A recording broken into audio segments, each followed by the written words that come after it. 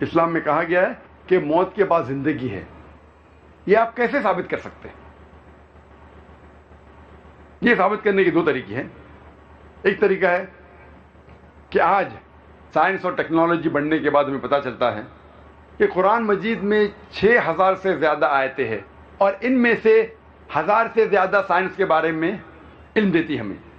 آج سائنس اور ٹیکنالوجی بڑھنے کے بعد ہمیں یہ پتہ چلتا ہے کہ جو بھی کچھ قرآن مجید کہہ رہا ہے تقریباً 80% جو بھی کچھ قرآن مجید میں لکھا ہے آج سائنس اسے 100% تسلیم کرتی ہے. مثال کے طور پہ کس طریقے سے کائنات قائم ہوئی، سورج کے بارے میں، چاند کے بارے میں، ان سب چیزوں کے بارے میں جب ہم تحقیق کرتے ہیں آج کی سائنس یہ کہتی ہے کہ 80% جو ہمیں معلومات ملتے ہیں قرآن میں سے اگر ہم سائنس کے ذریعوں سے پرکھیں تو پتہ چلتا ہے کہ وہ 100% صحیح ہے. باقی 20% ڈاؤٹ فل ہے، ہو سکتا ہے صحیح ہے، ہو سکتا ہے غلط ہے. اس میں سے ایک پوائنٹ بھی نہیں ہے، ایک آیت بھی نہیں ہے جسے سائنس نے غلط ثابت کیا ہے. کچھ چیزیں سائنس یہ کہتی ہے کہ سائنس ابھی اتنی ایڈوانسڈ نہیں ہے، اتنے آگے نہیں پہنچی کہ وہ اس قرآن مجید کے آیت پہ کچھ کہہ سکے. تو 80% قرآن مجید کا تقریباً 100% صحیح ہے، 20% ڈاؤٹ فل، نہ صحیح نہ غلط. تو میری منطق، میری لاجک یہ کہتی ہے اگر 80% 100% صحیح ہے اور 20% ہمیں نہیں پتا کیونکہ سائنس اتنی ایڈوانس نہیں ہے، تو میری لاجک یہ کہتی ہے کہ یہ 20% بھی انشاءاللہ صحیح ہوگی.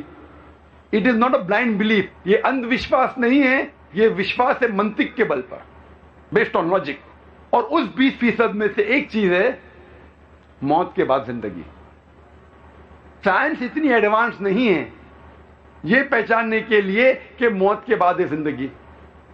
دوسرا طریقہ لوگ کو بتانے کے لیے کہ موت کے بعد زندگی ہے وہ یہ ہے، سپوز مثال کے طور پہ اگر میں مثال کے طور پہ یہ ثابت کرنے کے لیے موت کے بعد زندگی کو ثابت کرنے کے لیے اونلی ہائپوتھیٹیکل، مثال کے طور پہ میں ایک ناستک ہوں اور میں ایک اسمگلر ہوں، دنیا میں سب سے بڑا اسمگلر، سب سے طاقتور اسمگلر، سب سے طاقتور چور.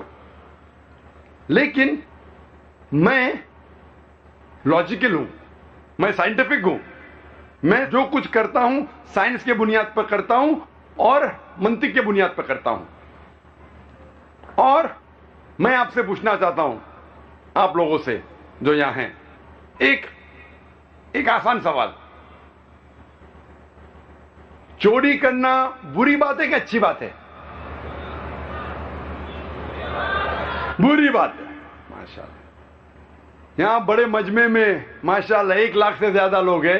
یہاں کوئی بھی کہتا ہے کہ چوری کرنا اچھی بات ہے؟ ہاتھ اوپر کیجئے. کوئی بھی کہتا ہے کہ چوری کرنا اچھی بات ہے؟ نہیں ہے، ایک بھی شخص نہیں کہہ رہا ہے. یہاں ایک بھی شخص نہیں کہہ رہا ہے کہ چوری کرنا اچھی بات ہے. سب لوگ مانتے ہیں کہ چوری کرنا بری بات ہے. ماشاءاللہ.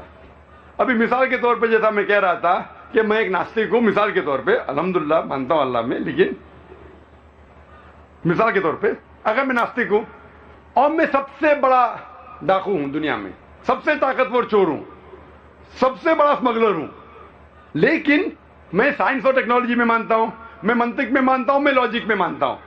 اتنا بڑا مجمع ہے ماشاءاللہ، 1 لاکھ سے زیادہ لوگ لگتے ہیں اس مجمع میں. میں پوچھنا چاہتا ہوں آپ صرف مجھے ایک وجہ بتاؤ، 2 نہیں، 3 نہیں، 4 نہیں، ایک وجہ بتاؤ کہ چوری کرنا میرے لیے برا کیوں ہے، اور میں چوری کرنا چھوڑ دوں گا. میں سب سے بڑا چور ہوں، سب سے طاقتور اسمگلر ہوں، سب سے پاورفل ہوں اور میں لاجیکل ہوں. ایک وجہ صرف بتاؤ، 1 2 3 نے، منطق کے ذریعے، سائنس کے ذریعے. میں اندھ وشواس میں نہیں مانتا، سنی سنائی بات میں نہیں مانتا ہوں. منطق کے ذریعے، سائنس کے ذریعے، لاجک کے ذریعے ایک وجہ صرف مجھے بتاؤ کہ چوری کرنا بری بات ہے اور میں چوری کرنا چھوڑ دوں گا. آپ میں سے کوئی اتنے لوگ، سب لوگ کہہ رہے تھے بری بات ہے بری بات ہے. مجھے ایک وجہ بتاؤ کہ میرے لیے بری کیوں ہے اور میں چوری کرنا چھوڑ دوں گا. کیا पुलिस पकड़ लेंगी। भाई साहब बोलते हैं पुलिस पकड़ लेंगी। भाई साहब मैं सबसे ताकतवर चोर हूं, पुलिस मेरे खीसे में, मिनिस्टर मेरे खीसे में, दे ऑन माई पेरोल, मैं उनको हफ्ता देता हूं, कोई पुलिस मुझे नहीं पकड़ेंगी।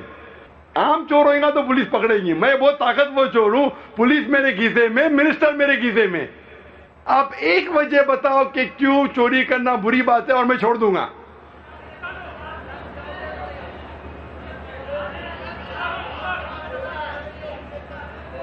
तकलीफ होगी, मैं जिसको चोरी करूंगा उसको तकलीफ होगी, जिससे मैं चोरी करता हूं उसके लिए बुरी बात है, मेरे लिए क्या बुरी बात है?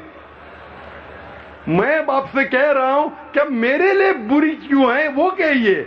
जिससे मैं चोरी करता हूं चाहे लाख रुपया हो, उसके लिए बुरा है, मेरे लिए तो अच्छा है ना। मैं नई गाड़ी खरीद सकता हूं, अच्छी घड़ी खरीद सकता हूं, अच्छा बंगला खरीद सकता हूं, दुनिया में घूम सकता हूं। अगर मैं चोरी करता हूं 2 लाख 5 लाख 10 लाख तो मेरे लिए तो अच्छी बात है ना। मैं ये कहना चाहता हूं, आप बताइए मुझे मेरे लिए क्यों बुरी है और मैं चोरी करना छोड़ दूंगा।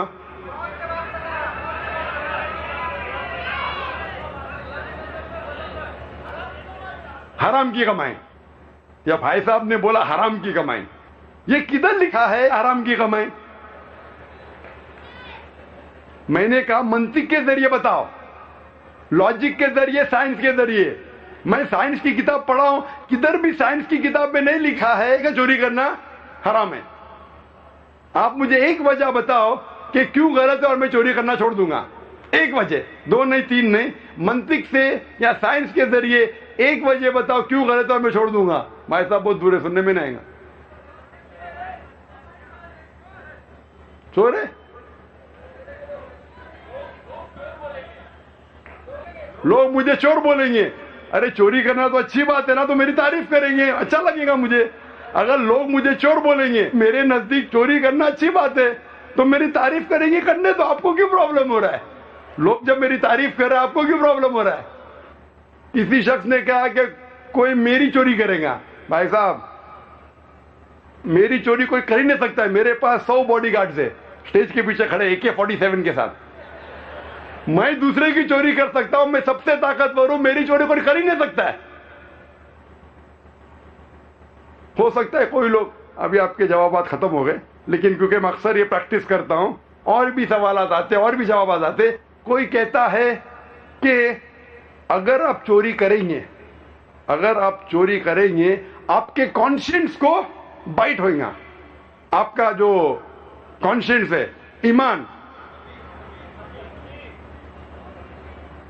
ज़मीर, ज़मीर मेरे दोस्त का नाम भी है, आपका ज़मीर गवारेगा नहीं।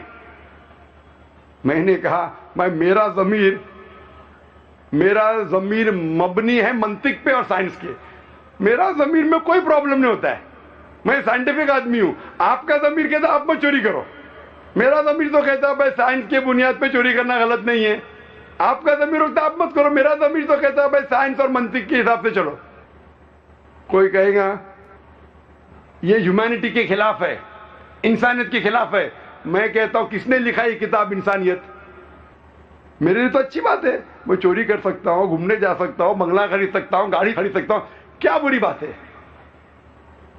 मंतिक के जरिए ये साबित करना मुश्किल है। अभी हम अपना साइड अदला बदली करते हैं, बदलते हैं। आप वो है नास्तिक, मिसाल के तौर पे चोर या बड़े डाकू, और मैं एक मुसलमान हूं,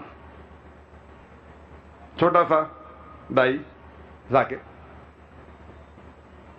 मैं मानता हूं, मैं अगर कहूंगा उससे कि पुलिस पकड़ेंगे, वो कहेगा पुलिस मेरे खीसे में, मिनिस्टर मेरे खीसे में। आपकी कोई चोरी करेगा, वो कहेगा मेरे कोई चोरी कर नहीं सकता है, मेरे पास 100 बॉडीगार्ड है। कोई कहेगा अरे वो बेचारे को तकलीफ हो रही है, वो कहेगा उसको तकलीफ होती है होने दो, मुझे तो फायदा है तो मैं चोरी करूंगा। मैं कहूंगा कि आपका जमीर नहीं गवारेगा, मेरा जमीर तो कहता है मंतिक के हिसाब से चलो। ये जो भी आप उससे कोशिश करेंगे साबित करने के लिए, मुमकिन ही नहीं कि आम मंतिक और आम साइंस और टेक्नोलॉजी के जरिए आप साबित कर सके कि चोरी करना गलत है।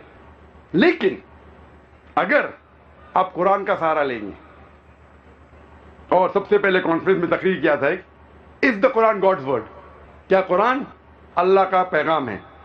اور اس میں ثابت کیا ہوں سائنس اور ٹیکنالوجی کے ذریعے اللہ سبحانہ و تعالیٰ کا وجود، اور سائنس کے ذریعے اور قرآن کے ذریعے، قرآن سائنس کے اوپر ہے، قرآن کے ذریعے کیونکہ وہ ڈاکو سائنس میں مانتا ہے، میں قرآن کے ذریعے سائنس کی مدد لیتے ہوئے اس ڈاکو کو یہ ثابت کروں گا کہ اس کائنات کا بنانے والا، اس کا خالق، اس کا مالک، اس کا رب ہے اللہ سبحانہ و تعالیٰ۔ مثال کی دوں گا، نہیں تو اس کے اندر ہی پوری تقریر ہو جائیں گی۔ میں اس سے پوچھوں گا یہ کائنات وجود میں کیسی آئے، تو وہ جو ڈاکو ہے، چور ہے، کہیں گا کہ بگ بینگ کے ذریعے۔ سائنسدان یہ کہتے ہیں کہ ہماری ساری کائنات ایک گولا تھی، اٹ واز پرائمری نیبولا، ایک دھماکہ ہوا، اس کے ذریعے گیلیکسیز آئے، ستارے، چاند، سورج اور یہ زمین۔ تو میں کہوں گا اس کا پتہ چلا آپ کو؟ وہ کہے گا 40 سال پہلے۔ میں اس سے کہوں گا یہ تو قرآن مجید میں 1400 سال پہلے لکھا ہے۔ اللہ تعالیٰ فرماتے سورہ انبیاء میں سورہ نمبر 21 آیت نمبر 30 میں اولم یر الذین کفروا ان السماوات والارض کانتا رتقا ففتقناہما، کہ وہ دیکھتے نہیں وہ لوگ، کافر لوگ، کہ یہ کائنات کیسے وجود میں آئے۔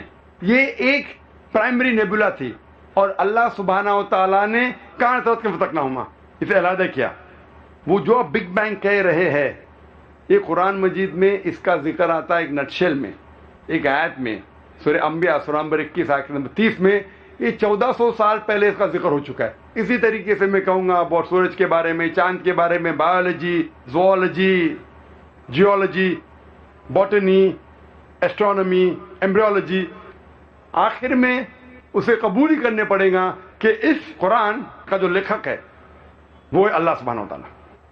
پہلا میں ثابت کروں گا اس چور کو اللہ سبحانہ و تعالیٰ کے بارے میں، اور پھر اسے پتہ لگے گا سب سے طاقتور ہے اللہ سبحانہ و تعالیٰ۔ جب میں ثابت کر لوں گا کہ اللہ سبحانہ و تعالیٰ کا وجود اور سب سے طاقتور اللہ ہے، پھر میں پوچھوں گا اگر کوئی تمہارے ساتھ ناانصافی کرے گا، اگر کوئی تمہارے ساتھ، اگر تمہارے گھر کے خواتین کے ساتھ کوئی غلط کام کرے گا تو آپ انصاف نہیں چاہیں گے؟ وہ کہیں گا بے شک ہم چاہیں گے، ہر انسان چاہیں گا کہ انصاف ہو۔ لیکن ہم دنیا میں دیکھتے ہیں کہ کئی چور لوگ ہیں، کچھ چور لوگ پکڑے جاتے ہیں پولیس کے ذریعے، بٹ ہزاروں چور ہیں جو عیش کر رہے ہیں، اچھی زندگی بتا رہے، ہزاروں اسمگلر ہے تو غلط کام کر رہے، اچھی زندگی بتاتے، مر جاتے، دنیا میں تو عیش و آرام سے جیتے، تو انصاف کدھر؟ اور آپ تو کہتے ہیں کہ آپ کا اللہ جو کائنات کا مالک ہے وہ حق پر ہے۔ قرآن مجید میں اللہ تعالیٰ فرماتے سورہ نساء میں سورہ نمبر 4 آیت نمبر 40 میں کہ اللہ سبحانہ و تعالیٰ ان کے برابر بھی ناانصافی نہیں کرتے، ہمیشہ اللہ سبحانہ و تعالیٰ 100% انصافی کرتے ہیں۔ لیکن جب ہم دیکھتے ہیں کچھ لوگ جو غلط کام کرتے ہیں، کچھ انسان، ان کو ہو سکتا ہے پولیس پکڑتی ہے، ہو سکتا ہے انہیں اس دنیا میں سزا ملتی ہے، لیکن سینکڑوں، ہزاروں، لاکھوں انسان ہیں جو ہم جانتے ہیں غلط کام کر رہے ہیں، چوری کر رہے ہیں، بلاತ್ಕಾರ کر رہے ہیں، رشوت دے رہے، پھر بھی اس دنیا میں اچھی زندگی بسر کرتے ہیں۔ تو تمہارا اللہ سبحانہ و تعالی کس طریقے سے انصاف کر رہا ہے؟ اللہ تعالیٰ فرماتے سورہ ملک میں سورہ نمبر 67 آیت نمبر 2 میں الذی خلق الموت والحیات، اللہ سبحانہ و تعالیٰ نے زندگی دی اور موت دی۔ الذی خلق الموت والحیات، اللہ سبحانہ و تعالیٰ نے موت دی اور زندگی دی تاکہ آپ لوگ کو پرکھے آپ میں سے اچھا کون ہے۔ اللہ تعالیٰ نے موت دی اور زندگی دی تاکہ آپ لوگ کو پرکھے آپ میں سے اچھا کون ہے۔ اللہ تعالیٰ فرماتے سورہ عمران میں سورہ نمبر 3 آیت نمبر 185 میں 185 میں کل نفس ذائقۃ الموت، ہر نفس موت کو چکیں گی،